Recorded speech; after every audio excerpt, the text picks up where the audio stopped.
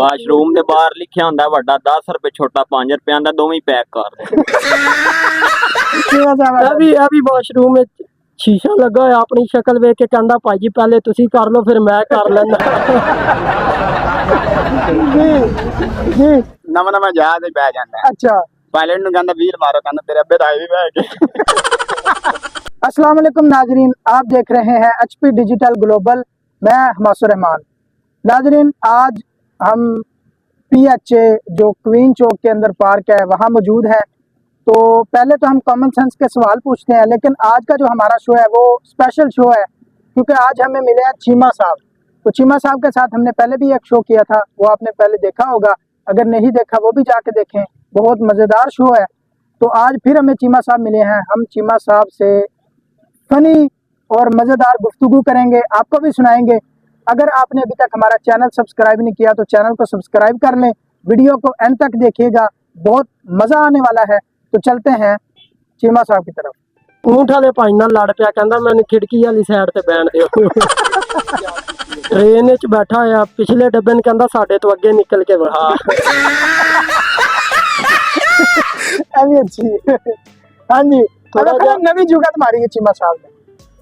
Washroom दे बाहर लिखिया ਹੁੰਦਾ ਵੱਡਾ 10 ਰੁਪਏ ਛੋਟਾ 5 ਰੁਪਏ ਦਾ ਦੋਵੇਂ ਪੈਕ ਕਰ ਦੇ। ਇਹ ਵੀ ਵਾਸ਼ਰੂਮ ਵਿੱਚ शीशा लगा होया अपनी शक्ल वेख के कहंदा भाई जी पहले तुसी कर लो फिर मैं कर लेना। जी नवा नवा जहाज बह जांदा। अच्छा पायलट नु कहंदा व्हील मारो, कहंदा तेरे अब्बे दाई भी बह गए। अभी नवा नवा जहाज च बैठा, ठीक है, एयर होस्टस कहंदा जहाज दे पहिए नहीं खोरे, कहंदा बूहा ते खोलो ना मैं छाल मार।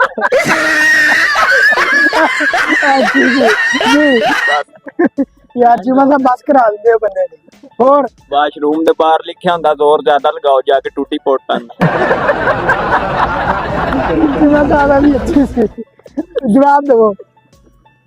रक्शे दी दूजी साइड तो निकल के आंदा भाईजान मेरी दुनिया बदल।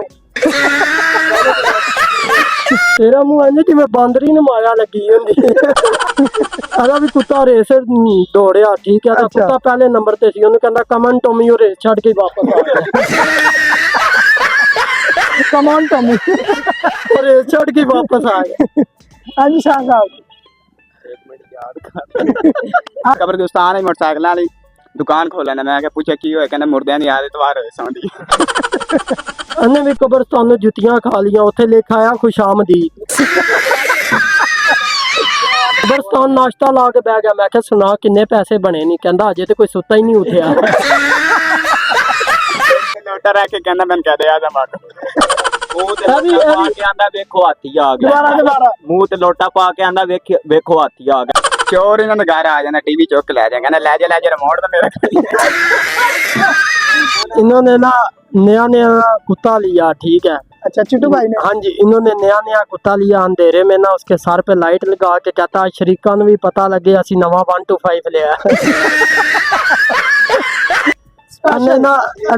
अन्ने जनाजे तो मार खा ली, वो कहंदे साडे प्यो दा जनाजा तू इत्थे लुडियां पा रहा, दी लत लंगड़ी सी ना। तां करके कुट बड़ी डाडी पई। अब्बू कल पूछता है कि अब्बू जी पानी किधरों आंदा है? अब्बू कहंदा टूटियां फाड़ के, अब्बू ने कहंदा अब्बू जी टूटियां पानी किधरों आंदा है? कहंदा नहर। अब्बे नु धक्का दे के अम्मा ने कहंदा टूटी टूटी खाना बाहर। अभी गटर ते बाहर बैठ के रोई जे, मैं क्या की होया? कहंदा मेरे तंदूर विच कोई पानी पा गया। ओनी भी वाशरूम विच गया, ठीक है, उथे ना फ्लैजल दी गोली मुंह च पा के कहंदा हुण ते मखाने भी फिक्के होण लग गए। नाइयां दा काम करदा सी। अन्ने एक बंदे कोल पुछया कि मुच्छां रखणियां ने, उन्हें क्या हो? कहंदा अस बगैर ने ला के ओदी जेब रख दित्तियां, कहंदा ला रख ले। कट के ते जेब च पाथरी रख लैंदा अल्लाह दा। हां जी बस नहीं यार अब जवाब दे। घर दा बूहा चुक के जा रहा, मैं क्या किथे चलना? कहंदा ताला खलाण। मैं क्या भावे पिछे चोर चोरी कर जे, कहंदा चोरी किवें करेगा, बूहा ते मेरे कोल है। उदो ताला भी लगा सी, मंगण वाला ना ते घर आंदा, कहंदा अल्लाह ना ते कोई शायद, कहंदा अपनी फिर देंदे। अन्ना घर भी मंगण वाला आ गया, कहंदा अल्लाह दे राह ते कोई ते दे दियो, साइकिल कट के चूल्हे देन लग गया। अच्छा जी, ये थे चीमा साहब जी, चीमा साहब के दोस्त और हमने इनसे गुफ्तगू की, आपने सुनी, तो फनी जो है ना वो गपशप हमने लगाई है। तो अगर आपको पसंद आई तो वीडियो को लाइक कर दें, शेयर कर दें। चैनल को अगर आपने अभी तक सब्सक्राइब नहीं किया तो चैनल को सब्सक्राइब कर दें। चीमा साहब दोबारा गुजारिश करो। चैनल को सब्सक्राइब करें और लाइक जरूर करिएगा हमारी वीडियो को। बहुत शुक्रिया आप सबका भाई। अल्लाह हाफिज।